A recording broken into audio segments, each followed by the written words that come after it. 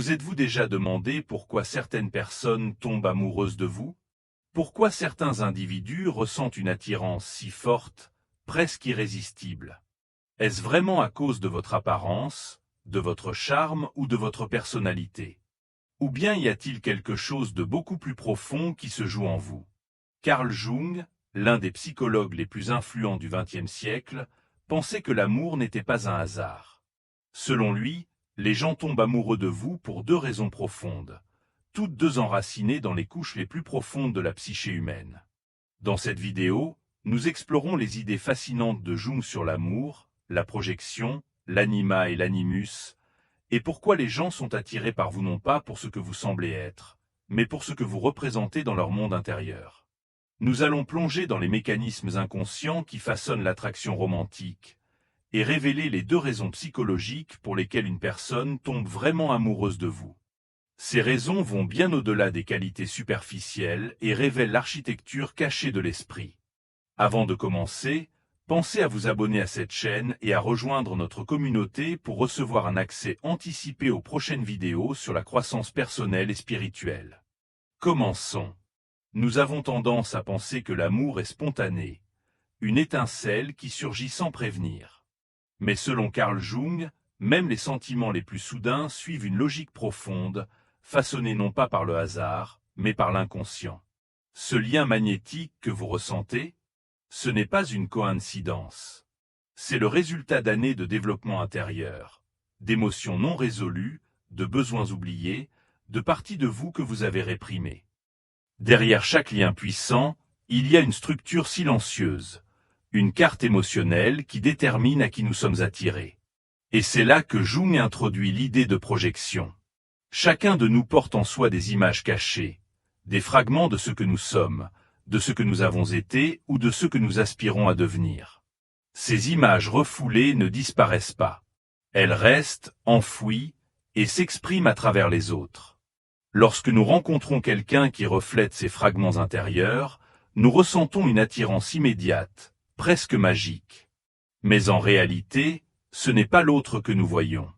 C'est une partie de nous-mêmes, projetée à travers leur présence. Imaginez une personne prudente, réservée, qui a toujours évité de se montrer vulnérable. Si elle rencontre quelqu'un de libre, expressif, audacieux, elle peut être fascinée. Ce sentiment dépasse l'admiration. C'est une résonance émotionnelle. L'autre incarne quelque chose d'endormi, un potentiel enfoui sous des années de peur. Voilà pourquoi l'attirance paraît si authentique. Mais la véritable force derrière cette connexion vient de l'inconscient, en quête d'évolution. Et cela fonctionne aussi à l'inverse. Quelqu'un peut tomber amoureux de vous, non pas pour vos qualités visibles, mais parce que vous représentez quelque chose qui lui manque, une énergie, une force, une facette émotionnelle qu'il ou elle recherche sans le savoir. Pour cette personne, vous devenez la pièce manquante, le symbole vivant d'une partie d'elle-même encore inexplorée. Raison 1. Vous incarnez ce qu'il ou elle n'a pas encore développé. Ce n'est pas simplement une question d'opposés qui s'attirent. C'est que les contraires révèlent ce qui est absent. Une personne très rationnelle peut être attirée par quelqu'un de profondément émotionnel. Un introverti peut tomber amoureux d'un extraverti.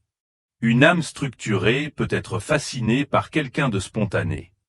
Mais si cette personne ne réalise pas que ce qu'elle admire en vous est aussi en elle, cette admiration peut se transformer en dépendance. Elle peut avoir besoin de vous, non par amour, mais par manque. Et quand ce besoin change, ou quand votre vrai visage contredit l'image qu'elle s'était faite, l'attraction peut s'éteindre. C'est le danger de la projection. Elle crée une illusion de connexion qui ne résiste pas à la réalité. Et quand l'illusion se brise, l'amour construit dessus s'effondre. Mais Jung est allé encore plus loin. Il a introduit deux figures psychiques présentes en chacun de nous, l'anima et l'animus, des archétypes intérieurs du féminin et du masculin. Jung pensait que tout homme portait inconsciemment une image du féminin, l'anima, et que toute femme abritait une image inconsciente du masculin, l'animus. Ces images ne sont pas liées à des rôles sociaux. Elles sont issues de nos relations précoces, surtout avec nos parents, et des symboles collectifs hérités de la culture, des mythes et de l'inconscient humain. Avec le temps, ces archétypes deviennent des modèles émotionnels. Et un jour, nous rencontrons quelqu'un qui semble leur correspondre parfaitement. L'attirance est alors bouleversante. Il y a une impression étrange de familiarité, comme si on connaissait cette personne depuis toujours, même si elle vient d'entrer dans notre vie. Cela peut ressembler au destin, à une reconnaissance d'âme, à une mémoire ancienne.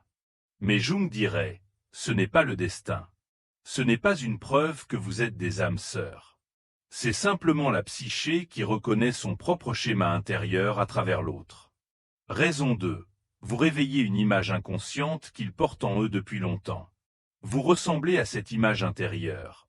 Pas forcément physiquement, mais dans votre énergie, votre essence, votre vibration. Vous déclenchez un modèle psychique chargé d'émotions. Voilà pourquoi la connexion paraît instantanée, irrationnelle. Ce n'est pas à propos de vous. C'est ce que vous représentez dans leur monde intérieur. Et c'est là que le piège se referme. Lorsqu'on tombe amoureux d'une image intérieure projetée sur l'autre, on ne voit pas l'être réel. On voit un fantasme, une idée sacrée, une figure psychologique. Vous devenez l'écran sur lequel est projetée une histoire écrite bien avant votre rencontre. Et quand votre vrai visage apparaît, avec vos défauts, vos contradictions, votre humanité, cette projection commence à s'effondrer. Ce qui semblait parfait devient incertain. Ce qui paraissait divin devient humain. Les conflits surgissent. La decepción sud. L'illusion ne résiste pas à la vérité. C'est pourquoi tant de relations passionnées commencent dans l'euphorie et se terminent dans le chaos. Elles ne reposaient pas sur une compréhension mutuelle, mais sur des projections archétypales inconscientes. Mais Jung ne voyait pas cela comme un échec. Il pensait que ces expériences étaient nécessaires. L'amour n'est pas juste une émotion. C'est un outil de transformation. Chaque personne qu'on aime agit comme un miroir. Ce que l'on voit en elle, c'est ce que l'on doit découvrir en nous. Certains reflètent notre potentiel caché. D'autres exposent nos peurs. Certains éveillent notre créativité. D'autres réveillent notre insécurité. Mais tous jouent un rôle essentiel, accélérer le processus d'individuation, ce voyage intérieur vers la complétude. Quand quelqu'un tombe amoureux de vous, il pense voir quelque chose de magique. Et c'est vrai. Mais cette magie ne vient pas de vous. Elle vient de ce que vous réveillez en lui. Vous n'êtes pas juste une personne. Vous êtes un symbole, un tournant, une invitation de l'âme. Et cela vaut aussi pour vous.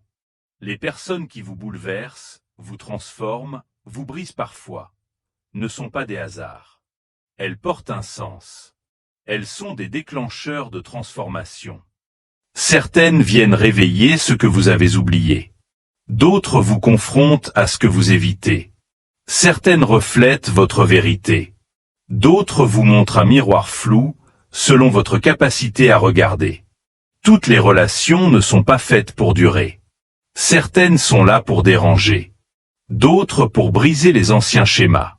Jung appelait ces rencontres des événements synchronistiques, pas logiques, mais pleins de sens. Quand quelqu'un entre dans votre vie et fait naître des émotions puissantes, ce n'est peut-être pas un hasard. Vos inconscients étaient prêts, et leur apparition montre que le changement était déjà en marche. Même les relations douloureuses ne sont pas des erreurs. Surtout celles-là. Alors, pourquoi tombe-t-on amoureux de vous? Parce que vous reflétez ce que l'autre cherche. Ou parce que vous réactivez une mémoire oubliée. Dans les deux cas, ce n'est pas vous que l'on aime. C'est le soi qui essaie d'évoluer. Et c'est vrai aussi pour vous. Vous aimez ceux qui vous montrent ce qui vous manque, qui incarnent vos archétypes, qui portent sans le savoir la clé de votre transformation intérieure. Mais si vous ne voyez pas ces schémas, vous resterez piégé, à répéter les mêmes histoires, à poursuivre les mêmes illusions, à penser que l'amour vous échappe. Pour Jung, la solution, c'est la conscience. Quand vous comprenez vos projections, vos figures intérieures, vos motifs inconscients, vous cessez de chercher quelqu'un pour vous compléter. Vous commencez à vous compléter vous-même. Et c'est là que l'amour devient réel. Ce n'est plus une illusion. Ce n'est plus basé sur la peur. C'est un lien profond, enraciné, libre. Car le véritable amour ne consiste pas à trouver la personne parfaite. Il consiste à éveiller la partie de vous qui attendait d'être révélée. On ne tombe pas seulement amoureux des autres. On tombe amoureux de la version de soi-même qu'il nous aide à découvrir. Comprendre l'amour à travers le regard de Jung, c'est réaliser que ce n'est jamais vraiment à propos de l'autre. C'est toujours un retour vers le soi. Et la prochaine fois que vous sentirez cette force mystérieuse, que ce soit vous ou quelqu'un d'autre, posez-vous la question. Quelle part de l'âme est en train de se réveiller?